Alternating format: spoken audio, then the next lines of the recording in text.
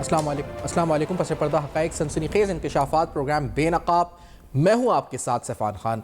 खैबर पख्तूनख्वा की हुकूमत में लिए गए कर्ज़ों की तादाद में बेपनाह इजाफा हुआ है। अगर एक साल के दौरान इजाफे पे नज़र डाली जाए तो इजाफा तकरीबन 130 अरब रुपए का है। क्या वजह है कि वहाँ पर गवर्नमेंट अपनी वसूलियों में इजाफा किए बगैर, यानी अपने रेवेन्यू सोर्सेज को बढ़ाने के बजाय अपना सारा इन्हिसार कर्जों पर कर रही है, या वफाकी हुकूमत की तरफ देख रही है फॉर ग्रांट्स, फॉर रॉयल्टीज़ या एरर्स के ऊपर जो उनके NHP के हैं। फाइनेंशियल हेल्थ सूबे की कहाँ पर है और किस पोजीशन पर है, और ख़ास तौर पर जो उनकी, क्योंकि डेट की जो गारंटी है सॉवरेन वो तो फेडरल गवर्नमेंट की तरफ से है, लेकिन उनकी रीपेमेंट कैपेसिटी आखिरकार क्या है, ये भी बड़ा अहम तरीन सवाल है। और फिर सब में बड़ी बात के जो कर्जे लिए गए हैं उनका इस्तेमाल किस तरीके से और किन सेक्टर्स में हुआ है, ये बड़ा अहम है। क्योंकि अगर ये तमाम कर्जे लिए गए हैं फॉर अनप्रोडक्टिव मीन्स, यानी इससे ऐसे अखराजात किए गए हैं जो डेवलपमेंट या करंट साइड पर थे, जिससे ना आवाम की जिंदगियों में कोई बेहतरी है, यानी ना सेहत और तालीम के लिए है, और ना कोई बड़ी डेवलपमेंट हो रही है, तो डेफिनेटली फिर बड़ा संगीन सवाल उठता है कि आखिर ये कर्जे लिए क्यों जा रहे हैं। और यही सवाल हम प्रोग्राम में आगे चल के उठाएंगे। पहले आपको तफसीलात बताते हैं कि जो डेट बुलेटिन जारी हुआ खैबर पख्तूनख्वा के फाइनेंस डिपार्टमेंट का, उसमें जो लेटेस्ट फिगर्स शेयर की गई वो फिगर्स क्या हैं, पहले आपके सामने रखते हैं। जो मजमूई तौर पर जो कर्जों का जो हजम है बढ़कर 680 अरब रुपए तक पहुंच गया है, और ये कर्जों का हजम जो एक साल में तकरीबन इसमें 150 अरब का इजाफा हुआ है। माशी अशारिये ख़राब हुए हैं, सूबे की जो सलाहियत है तरक्की की उसको शदीद नुकसान पहुंचा है, जबकि जो बैनुल-अक़वामी इदारे यानी जो मल्टीलैटरल ऑर्गेनाइजेशन या कर्ज दहंदगान हैं उनकी तरफ से भी वार्न किया गया टू द गवर्नमेंट कि आखिरकार आप इस पर अलार्म बेल्स या फिर इस पर स्ट्रिक्ट अपनी जो डिसिप्लिन है फिस्कल उसको मेंटेन करें। अगर इस्लाही इक़दाम ना किए गए तो जो 2025 के बाद कर्जों की रीपेमेंट का मसाइल हैं वो संगीन नताइज का सामना हुकूमत को भुगतना पड़ सकता है। लेकिन पाकिस्तान तहरीक इंसाफ की क़यादत की तवज्जो हमें रैलियों पर, इस्लामाबाद पर, धावों पर नजर आती है। 30 जून 2024 तक वाजिबुल अदा कर्जों का जो पोर्टफोलियो है वो 679.54 बिलियन टू बी प्रिसाइज है, जो 30 जून 2023 तक 530 अरब रुपए था। जो बकाया रकम यानी अगर देखा जाए तो तकरीबन 28% का इजाफा इसमें ईयर ऑन ईयर बेसिस में हुआ है। बिगाड़ की वजह जो करार दी गई है इस बुलेटिन में वो दो अहम अवामिल हैं। एक, खालिस वसूलियों में 14.31% का इजाफा जो कि तकरीबन 75 अरब 90 करोड़ 68 लाख रुपए हुआ, और शरह तबादला की शरह बढ़ने से जो रुपए की कदर है इस अरसे में 13.73% गिर गई है। तो ये एक दूसरा रीज़न बताया गया जिसकी वजह से ये इजाफा हुआ है। बैनुल-अक़वामी कर्ज जो दहंदगान हैं उन्होंने, जिस तरह हमने कहा कि परेशानी का इशारा दिया, और ये पाकिस्तान की तीसरी सबसे बड़ी सूबाई मईशत होने के बावजूद सूबे की माशी जो नमू है वो नाकिस रही है। और ये खदशात बैनुल-अक़वामी जो मल्टीलैटरल डोनर्स हैं, एजेंसीज़ हैं, उनकी तरफ से भी उठाए गए हैं। कमज़ोर मालियाती निज़ाम, महदूद आमदनी, वफाकी मुंतकलियों पर ज़्यादा इन्हिसार और कर्ज़ों की अदायगी के जो अखराजात हैं इसमें इजाफा, ये तमाम अवामिल शामिल हैं जिस बुनियाद पर कहा गया कि ये मामला जो है वो है। और जैसा हमने कहा कि एहतियात का इजहार करने पर मजबूर किया गया है आलमी इदारों की तरफ से भी। सूबे में बैनुल-अक़वामी कर्ज दहंदगान से मुख्तलिफ मनसूबों के लिए 107 अरब रुपए के कर्ज ले रखे हैं, और ये यानी 107 कर्जे ले रखे हैं। इनमें से 32 कर्जे अब भी फंक्शनल हैं, यानी 107 टोटल कर्जे लिए हुए हैं, 32 फंक्शनल हैं। जुलाई 23 से जून 24 तक जो 38.7 बिलियन रुपीस के कर्जों की अदायगी की गई है, जबकि असल रकम की अदायगी के लिए तकरीबन 24 अरब 70 करोड़ रुपए और सूद की मद में 13 अरब 90 करोड़ रुपए 51 लाख रुपए शामिल हैं। यानी प्रिंसिपल पेमेंट 24 बिलियन की है, जबकि इंटरेस्ट पेमेंट ऑलमोस्ट 13 अरब 90 करोड़ रुपए की है। 2024-25 के लिए सूबाई हुकूमत ने कर्जों की अदायगी के लिए तकरीबन 67 बिलियन रुपीस का बजट मुख्तस किया हुआ है, और जिसमें 40 अरब रुपए असल अदायगियों और 27 अरब रुपए सूद की अदायगियों के लिए यानी इंटरेस्ट पेमेंट्स के लिए मुख्तस किए गए, और 40 बिलियन की प्रिंसिपल पेमेंट्स हैं। इसके अलावा जून 2024 तक कर्जों का जो स्टॉक है 149 बिलियन रुपीस, हमने कहा कि 28% इजाफे के साथ बढ़कर 680 बिलियन तक पहुंच गया।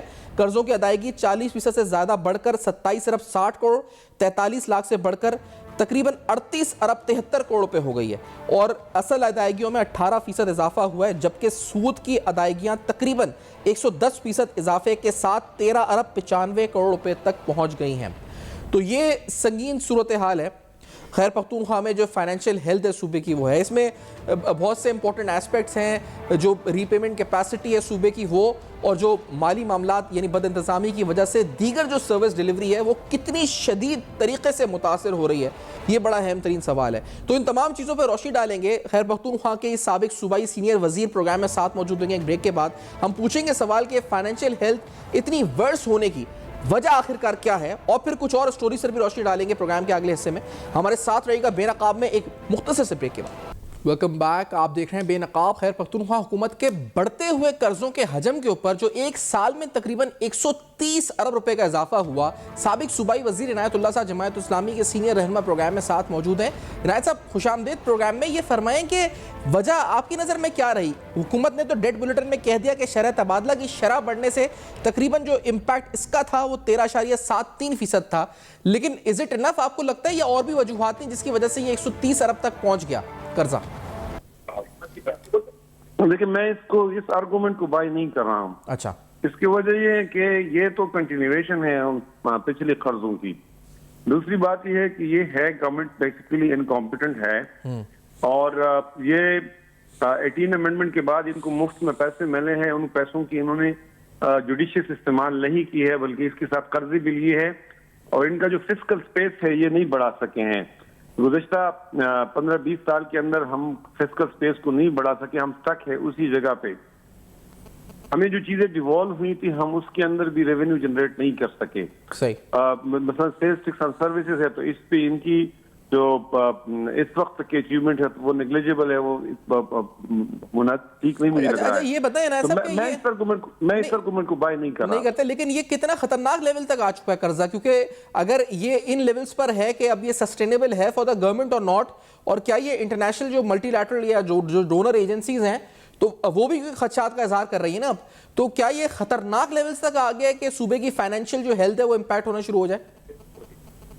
मेरा ख्याल है जो इंटरनेशनल इदारे हैं वो तो पाकिस्तान गवर्नमेंट ऑफ पाकिस्तान के गारंटी पे लोन्स दे देते हैं, और इकोनॉमिक अफेयर्स डिवीजन जो है वो सारी प्रोसेस को कोऑर्डिनेट करता है जी। तो मैं उस लिहाज से तो ये नहीं कहता, लेकिन मैं इतना जरूर कहना चाहता हूँ कि जो फेडरल लेवल से ट्रांसफर हैं वो भी स्मूथ हमेशा नहीं रहते हैं, और खुद इनकी हालत ये है कि ये अपनी फिस्कल स्पेस बढ़ाने पर फोकस नहीं है, गवर्नेंस फोकस नहीं है, इकोनॉमी पे फोकस नहीं है, और ये इस्लामाबाद की तरफ अपनी पार्टी की लीडर को रिहाई के लिए सारी तवज्जो इनकी है, पूरी रिसोर्सेज भी उस पर लगा रही हैं। तो इस वजह से सिचुएशन यहाँ बहुत खराब है। यहाँ देखिए इनका सेहत इंसाफ कार्ड का जो प्रोग्राम है उसकी बहुत ज्यादा लाइबिलिटीज हैं, उसके अंदर बीमारियों की जो बीमारियों का लिस्ट था इसमें इन्होंने कमी कर दी है। यानी जो कार्डियक सर्जरी है इनमें सिर्फ कैबिज एक ऐसी कार्डियक सर्जरी है जिसकी इस वक्त तक सेहत कार्ड से सर्जरी हो रही है, बाकी चीजें बंद हो चुकी हैं। और ये जो मैं सिर्फ मलाकन डिवीजन का बता दूं कि मेरी अपने पीएनडी से जो मैंने फिगर्स कलेक्ट किए हुए हैं तो इन्होंने 26 अरब रुपए की स्कीम है, डेवलपमेंट की स्कीम है, या फ्रीज की हुई है या ये ड्रॉप कर रहे हैं। तो जो कॉन्ट्रैक्टर्स हैं उनकी अरबों की लायबिलिटीज है वो उनको नहीं मिल रहे हैं। इनका थ्रो फॉरवर्ड जो एडीपी का है वो 1.5 ट्रिलियन है, तो इनका एक स्कीम जो है आइंदा 10-15 सालों के अंदर मुकम्मल नहीं होगा। नहीं तो ये मुझे बताए ना सर, ये मुझे बताए ना साहब कि अगर ये जो फाइनेंसिंग हो रही है ये फाइनेंसिंग इसके अगेंस्ट ना डेवलपमेंट हो रही है और ना अगर आवाम की बुनियादी सहूलियात मुयसर आ रही हैं, तो ये जो लोन्स लिए जा रहे हैं ये पुराने लोन्स को रीपे करने के लिए लिए जा रहे हैं, फिर क्या हो रहा है इन पैसों का? नहीं देखिए इनके यहाँ अनप्रोडक्टिव किस्म की प्रोजेक्ट्स होते हैं। मतलब मैं आपको इनका एक प्रोजेक्ट है कैपीसेट पे सचीज के अंदर ये पार्क्स वगैरह बना रहे हैं, सैनिटेशन पे काम कर रहे हैं, ड्रिंकिंग वाटर सप्लाई पे काम कर रहे हैं, लेकिन अमलन वो पैसे जाया हो रहे हैं, वो एडीबी का लोन है। अच्छा, इस तरह इनका जो एक सफेद हाथी की तरह प्रोजेक्ट है वो पुराना प्रोजेक्ट इनका ये बीआरटी है। तो ये प्रोडक्टिव सेक्टर्स के लिए जिसका पे बैक हो, जिसके जरिए से रेवेन्यू जनरेट हो, जिसकी जरिए से परमानेंट एम्प्लॉयमेंट जनरेट हो, मतलब एग्रीकल्चर है या एनर्जी, उसके लिए ये लोन नहीं ले रहे हैं। ये लोन अगर ले भी रहे हैं तो ऐसे इसके लिए सेक्टर्स के लिए लाए जिसमें ये खुद पैसे कर सकें, और डोनर्स भी इस्लामाबाद के अंदर उनके एजेंट्स होते हैं, वो एजेंट्स जो है उनको टेक्निकल असिस्टेंस के नाम पे और वर्कशॉप्स और कंसल्टेंसी के नाम पे उनको पैसे मिले, तो ये वो एक सच्ची बात है कि वो सिचुएशन है जिसमें कुछ डोनर भी उनको पुश करते हैं। यानी ये सारा पैसा अनप्रोडक्टिव मींस पे जा रहा है, ना आवाम की मेरा ख्याल बेहतरी है हो रही कि है। ये मैं देखिए केपी के अंदर अगर आपने एम्प्लॉयमेंट जनरेट करनी हो और आपने केपी की मसाइल को, रिसोर्सेज को एक्सप्लॉइट करना हो, तो आप एनर्जी के लिए पैसा ले सकते हैं, कर्ज ले सकते हैं। एग्जैक्टली। आप एग्रीकल्चर सेक्टर के लिए पैसा ले सकते हैं। ये दोनों ऐसे सेक्टर्स हैं कि जिस पे आप पैसे लगाएंगे तो इसका पेबैक भी अच्छा होगा और ये एम्प्लॉयमेंट भी जनरेट करेगी और हमें और आपको मसाइल से भी निकालेगी। नहीं, और सब में बड़ा मसला तो शायद ये भी है कि सूबे का जो इन्हिसार है वफाक के ऊपर वो भी कम हो सकता है अगर वसूलियों में जो इजाफा है वो असखुद हो जाए। देखिए वसूलियों में इजाफा है, जो हमारे नेचुरल रिसोर्सेज है उसकी एक्सप्लॉयटेशन है जी। इस तरह फेडरल गवर्नमेंट के खिलाफ के अगेंस्ट के साथ जो हमारे आउटस्टैंडिंग ड्यूज और लाइबिलिटीज है एनएचपी और दीगर मद्दात में, उसके लिए हम इफेक्टिवली बात कर सकते हैं। तो ये सारी चीजें जी वो है कि जो ये हमारी गवर्नमेंट नहीं कर रही है, इनकी प्रायोरिटी नहीं है। सही। और ऐसा ये यानी यहाँ पर जो हम जिधर खड़े हैं तो दीज आर अलार्म बेल्स ना हो, यानी अब यहाँ से मजीद कर्जा आने वाली हुकूमतों के लिए भी और वहां की मजमूई तौर पे आवाम के लिए कितनी मुश्किलात खड़ी कर सकता है यहाँ से, क्योंकि आपने कहा वो तो चले सॉवरेन गारंटी है फॉर द फेडरल गवर्नमेंट। मुश्किलात तो ऑलरेडी खड़ी की गई है। यहाँ के गवर्नेंस का पूरा निजाम जो है वो कोलैप्स हो गया है। और यहाँ आप देखिए, मैं आपको एक फिगर बताऊं, इसको रीचेक करने की जरूरत है, लेकिन मेरे इल्म के मुताबिक खैबर पख्तूनख्वा का सूबा जो है वो सिंध से छोटा है जी। इसका अपना रेवेन्यू बेस भी बड़ा लिमिटेड है, लेकिन सिंध के अंदर एम्प्लॉयज की तादाद जो है वो 5 लाख है, जबकि खैबर पख्तूनख्वा के अंदर 6 लाख है। तो हमारा रिकरिंग एक्सपेंडिचर और ये जो हमारा एडीपी का थ्रो फॉरवर्ड है वो इतना बढ़ चुका है कि वो आने वाली हुकूमतों के लिए बहुत बड़ी मुश्किलात पैदा करेंगे। सही। इनायतुल्लाह साहब बहुत शुक्रिया, आपने प्रोग्राम में ज्वाइन किया और अपना मौक़िफ़ दिया इस बारे में। इनायतुल्लाह खान साहब की आपने गुफ्तगू सुनी। अहम तरीन इंकशाफात यानी खैबर पख्तूनख्वा में गवर्नेंस का फुकदान, कर्जों में बेतहाशा इजाफा और इनका इस्तेमाल हो किन चैनल्स में रहा है, यानी प्रोडक्टिव या आवाम को सहूलियात या बेहतर डिलीवरी के लिए हो रहा है या इन कर्जों का सारा इस्तेमाल अनप्रोडक्टिव चीज़ों में हो रहा है जिससे आवाम का कोई फ़ायदा नहीं हो रहा। ये सारे हम सवाल उठाए। ब्रेक के बाद कुछ और हम स्टोरीज़ पर गवर्नेंस के हवाले से इंकशाफात होंगे, हमारे साथ रहिए। Welcome back. आप देख रहे हैं बेनकाब। आपने बेनकाब में देखा किस तरह खैबर पख्तूनख्वा में कर्जों के अंदर बेपनाह इजाफा हुआ। गवर्नेंस का फुकदान और फिस्कल डिसिप्लिन ना होने की वजह से, इस इजाफे की वजह से आवाम शदीद मुतासर हो रही है। यही नहीं बल्कि बदउनवानी के मुख्तलिफ किस्से हमारे सामने आ रहे हैं। खैबर पख्तूनख्वा में महकमा सेहत के हवाले से हालिया रिपोर्ट में इंकशाफ हुआ कि किस तरह 16 अफसरान जिसमें साबिक मुशीर सेहत भी मुलव्वस थे, अद्वियात की खुर्द-बुर्द के हवाले से बनाई गई कमेटी की इस रिपोर्ट में उनके नाम सामने आए। बताया गया कि किस तरह साबिक जो मुशीर सेहत हैं उन्होंने एडिशनल डायरेक्टर सेहत को, एडमिन को हटाकर किसी और को तैनात किया, जिसका फिर मरकजी किरदार रहा इस माली खुर्द-बुर्द के अंदर। अद्वियात की खरीदारी के अंदर अरबों रुपए का नुकसान कौमी खजाने को पहुंचा और इसके अलावा मजमूई तौर पर साबिक मुशीर सेहत पर यह भी चार्ज हुआ कि इन्होंने अपनी अथॉरिटी को मिसयूज़ किया। यहाँ पर बात यहीं पर नहीं रुकी, बल्कि कहा गया कि साबिक सेक्रेटरी सेहत के कुछ फैसलों की वजह से भी कौमी खजाने को शदीद नुकसान पहुंचा। मिसाल के तौर पे जो पूरा जो प्रोक्योरमेंट का प्रोसेस की जो कमेटी थी उसकी असरन और तश्कील थी, उसके अंदर गैर मुताल्लिका अफराद यानी जिनका कमेटी में नाम नहीं था लेकिन वो प्रोक्योरमेंट में इन्वॉल्व रहे।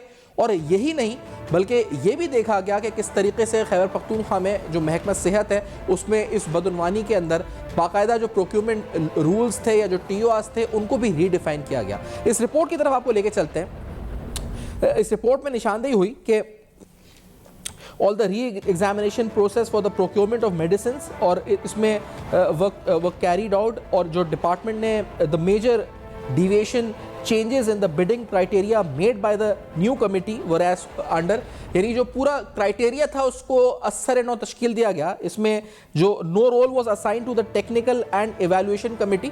इसी तरह मजीद the remove drug testing criteria during quality assessment of the medical devices. मजीद जी कहा गया कि जो क्राइटेरिया था स्लैब्स थे, ट्रेड प्राइस थी, एमआरपी थी, उसको चेंज किया गया। Increase the slab from trade price to MRP with a minimum 15% up to 45%। Availability of 40% inventory at the time of physical inspection with store by the importer was not ensured. और इसी तरह vague terms of GMP certificate, supply time of importer increase to 75 days from 60 days. Changes in schedule of requirements. फिर जो co-opted members carried out the procurement process of medicines and devices without adopting the procedures defined in the procurement laws. Rules, policies और जो इसके अलावा जो कवानीन थे उनकी धज्जियाँ उड़ाई गई। यही नहीं, इस रिपोर्ट में मजीद इंकशाफात भी हुए। किसी एक डॉक्टर सिराज का जिक्र हुआ जिनको अद्वियाती खरीदारी में अहम किरदार दिया गया और गैर ज़रूरी अद्वियाती खरीदारी को खरीदने का उन्होंने मशवरा दिया और कमेटी का मेंबर ना होते हुए भी डॉक्टर सिराज जो थे अद्वियात की खरीदारी के अमल में मुलव्विस पाए गए। और ऐसे बहुत से नाम जिसमें साबिक डीजी, मुशीर सेहत, उनके नाम इस रिपोर्ट में सामने आए, मंजर आम पर आए।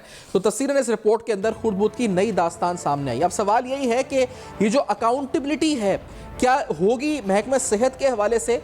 वहाँ सेहत कार्ड का एक अलग मामला है, ग्लव्स की खरीदारी के ऊपर भी बदउनवानी के संगीन इल्जामात सामने आए और ये मामला जो साबिक मुशीर सेहत का आया, ये मामला भी बड़ा संगीन है। ये जहन में रखिए कि ये केयर टेकर सेटअप के हवाले से भी है, लेकिन इससे पहले भी अद्वियाती खरीदारी में खैर पख्तूनख्वा में मुबैना करप्शन की दास्तानें मंजर आम पर आती रही हैं और यहाँ पर तो मिसयूज अथॉरिटी है, इसके अलावा और बहुत से सीरियस एलिगेशंस और सीरियस चार्जेस जो हैं इस वक्त जो महकमा सेहत के 16 अफसरान पर लगाए गए हैं और यही हम तवक्को रखते हैं कि इसकी अकाउंटेबिलिटी जो अकाउंटेबिलिटी वॉचडॉग्स हैं उनकी तरफ से हो। एक ब्रेक लेंगे, इस ब्रेक के बाद आएंगे तो सियासत में खैर पख्तूनख्वा की क्या हो रहा है, खास तौर पे हुकूमत और पाकिस्तान तहरीक इंसाफ के माबैन जो टॉक्स हैं उनका स्टेटस क्या है और क्या नताइज उनसे आ सकते हैं, ये जानेंगे एक ब्रेक के बाद। बेनकाब में हमारे साथ रहिए। Welcome back. आप देख रहे हैं बेनकाब, अहम तरीन सवालात। हुकूमत क्या सोच रही है पाकिस्तान तहरीक इंसाफ से मुज़ाकरात के हवाले से, क्या तवक्कुआत रखना चाहिए? खैर पख्तूनख्वा की हुकूमत पर संगीन बेज़ाब्तियों के इल्ज़ामात हैं, कभी ऑडिट रिपोर्ट, कभी कर्ज़ों के नंबर्स या कभी सेहत या दीगर शोबों में होने वाली करप्शन की दास्तानें। राना अरशद साहब नून लीग के सीनियर हमारे प्रोग्राम में साथ मौजूद हैं, खुशामदीद कहते हैं। राना साहब ये बताएं कि पहले तो आप what are you expecting out of this talks? क्या लगता है आपको मुज़ाकरात से क्या अचीव होगा पीटीआई और नून लीग के दरमियान जो है? जी बिस्मिल्लाहिर्रहमानिर्रहीम, अल्हम्दुलिल्लाह रब्बिल आलमीन। मैं समझता हूँ कि अल्लाह ताला के करम से इंशाअल्लाह हम चूँकि जमहूरी लोग हैं और कायदे मोहतरम मियां मोहम्मद नवाज साहब ने बिल्कुल डायरेक्शन दी है जिस पर मैं समझता हूँ प्राइम मिनिस्टर साहब ने अपना पॉजिटिव रोल प्ले किया है और स्पीकर कौमी असम्बली जो हाउस ऑफ द कस्टोडियन है सरदार अयाज सादिक साहब, और उनको बिल्कुल बाख्तियार किया गया है। और क्योंकि जो पार्लियामेंट ऑफिस है, स्पीकर का जो दफ्तर है, उसको हमने बिल्कुल फैसिलिटेट करने के लिए पीटीआई के ऑफिस बेयर्स के लिए हमने दरवाजा बिल्कुल विंडो ओपन कर दी है और हम समझते हैं कि हमने तो हम वक्त उनको फैसिलिटेट किया। अगर 2 महीने पहले उन्होंने लाहौर में जलसे की बात की तो हमने उनको जगह दी, इस्लामाबाद दी। इस फैसिलिटेट करने के पीछे वजह क्या है? ये कोई प्रेशर है आपके ऊपर या आप चाहते हैं कि ये इससे कोई फायदा होगा? और ये यकीनी तौर पे आप इन पे एतबार कैसे करेंगे कि ये, क्योंकि आप तो इनको दहशतगर्द आप कहते हैं जी कि इंतशारी टोला है, तो यकदम ये क्यों जो कॉन्फिडेंस आया है, क्या वजह है इसकी कि आप टेबल पे साथ बैठेंगे? मैं मैं अर्ज करता हूं, जिस तरह 24 नवंबर और 25 और 26 को हम उनके साथ बिल्कुल ऑन बोर्ड थे, लेकिन जब उनके साथ हमारा आफ्टर डिस्कशन ये तय हो गया कि संजानी के मकाम पर ये पड़ाव डालेंगे, लेकिन हमें इन्होंने इत्मीनान में लेकर ठेस भी पहुंचाई और फिर आगे डी चौक तक चले गए और वहां आकर जो कुछ उन्होंने किया, रेंजर्स के नौजवानों को उन्होंने शहीद कर दिया, फिर 190 के करीब पुलिस के मुलाजमीन को जख्मी किया, 2 शहीद हो गए। तो मैं अर्ज करना चाहता हूं कि ये आपकी बात में बड़ा वजन है कि इनके ऊपर इत्मीनान नहीं किया जा सकता, लेकिन इसके बावजूद मैं समझता हूं कि ये कायदे मोहतरम नवाज साहब ने डायरेक्शन जारी की है। हमने अल्हम्दुलिल्लाह बिल्कुल पहल की है इस तमाम स्टेप्स को लेते हुए, क्योंकि हम जमहूरी लोग हैं। हम समझते हैं कि जो इन लोगों ने हमारे साथ किया, हम तो किसी भी सूरत उसको रिपीट नहीं करना चाहते, ना हमारा कोई ऐसा इशू है। हम तो आप देखें कि खैबर पख्तूनख्वा में एक चीफ मिनिस्टर जो है वो अपेक्स कमेटी की मीटिंग में भी आता है, वहां के अरबों रुपए है वो इस्लामाबाद दारुल खिलाफा पर चढ़ाई के लिए लगा देते हैं।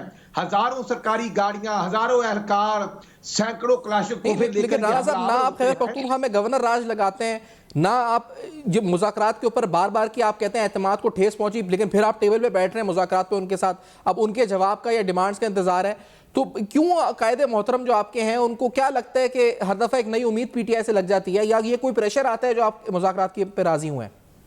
राना साहब, नहीं, हमारे ऊपर प्रेशर नहीं है, लेकिन हम समझते हैं कि पंजाब हो या खैबर पख्तूनख्वा हो या सिंध हो या बलूचिस्तान हो, तमाम चारों सूबों के अवाम को हमने फैसिलिटेट करना है।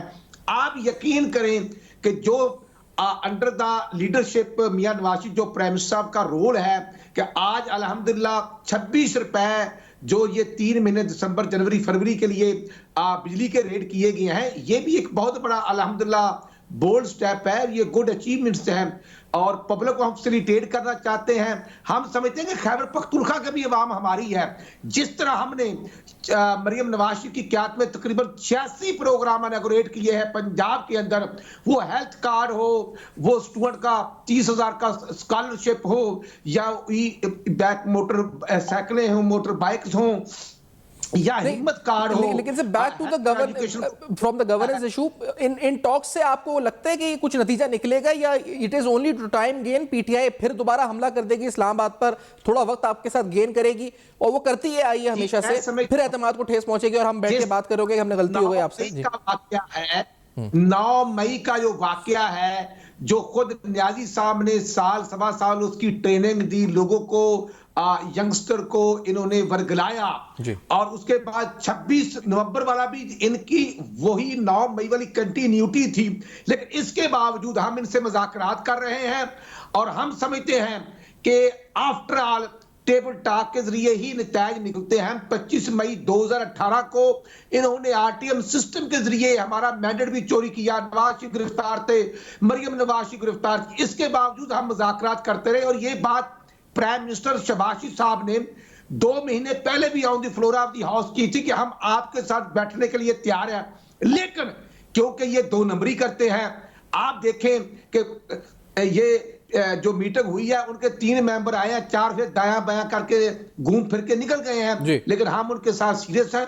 अच्छा, आपकी पार्टी के अंदर क्या जो आपके कायद का फैसला है आपने माना, लेकिन आपकी जैसे अपनी राय क्या है? आप समझते हैं ये बेफजूल है इनके साथ इस एक्टिविटी में इन्वॉल्व होना, ये कोई रिजल्ट्स नहीं देगी, या आपको लगता है कि ये कि पार्टी के अंदर भी रिजेंटमेंट नहीं होगी जी कि एक तरफ हम 9 मई दहशतगर्द क्या क्या उनको कह रहे हैं, दूसरी तरफ उनके साथ बैठ रहे हैं?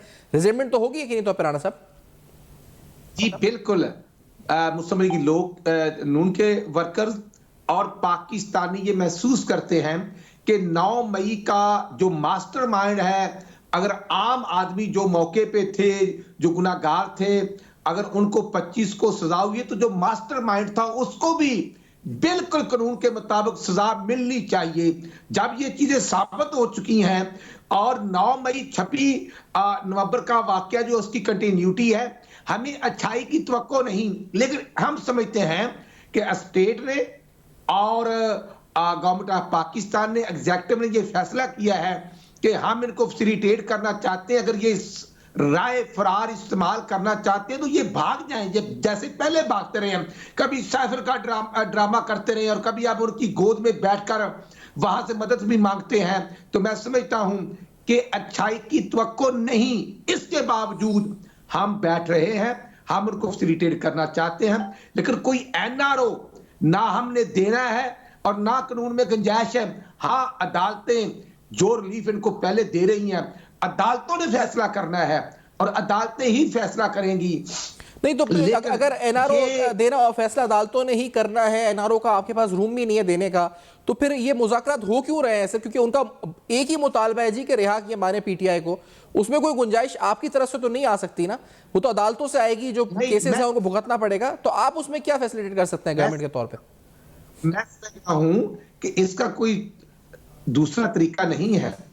बिल्कुल जो उनकी जायज डिमांड्स हैं विद इन पैरामीटर्स कानून के मुताबिक, वो हम उनको बिल्कुल फैसिलिटेट कर रहे हैं। जैसे आप देखें कि 24, 25, 26 नवंबर को जो हमला किया, इन्होंने कहा कि हमें ये संगजानी के मकाम पर जगह दे दी जाए, तो हमने इनको फैसिलिटेट करने का फैसला किया। इन्होंने कहा, बैरिस्टर सैफ और बैरिस्टर अली गौहर ने, कि हमारी मुलाकात करवाई जाए बानी पीटी से, वो भी करवाई गई। हमने तो अपनी कमिटमेंट्स पर अमल किया, लेकिन इन्होंने डी चौक में आकर रेंजर्स और पुलिस के लोगों को शहीद किया, वहां पर गोलियां बरसाई और फिर उसके बाद ये फरार भी हो गए और 100-150 के करीब अफगानी पकड़े भी गए हैं कि शायद कुछ मुख्तलिफ हो, उम्मीद ही कर सकते हैं। जो बात प्राइम मिनिस्टर साहब ने की, जो बात राणा सनाउल्लाह खान साहब ने की कि हम इनके साथ डायलॉग करना चाहते हैं, हम कर रहे हैं, हम इनको बिल्कुल विद इन पैरामीटर, जो इनकी बात देखें जी, जो केसेस अदालतों में है वो अदालतों ने रिलीफ देना है। हाँ, अगर किसी जगह पे गुंजाइश ये कहते हैं कि इन्वेस्टिगेशन का इशू है, आईओ के इश्यूज हैं, एनी हो, और कोई अगर एग्जेक्टिव के इश्यूज होंगे कि वो हम बिल्कुल विद इन पैरामीटर हम उनको टेकअप करेंगे।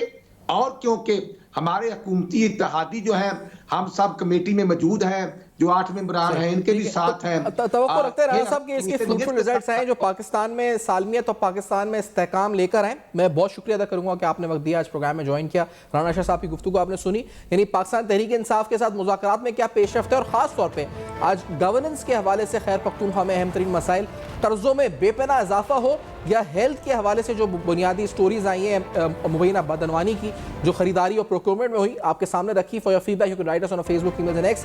देखते रहिएगा, अब तक अपना बहुत ख्याल रखिएगा। अभी सब्सक्राइब करें ताकि कोई खबर रह न जाए।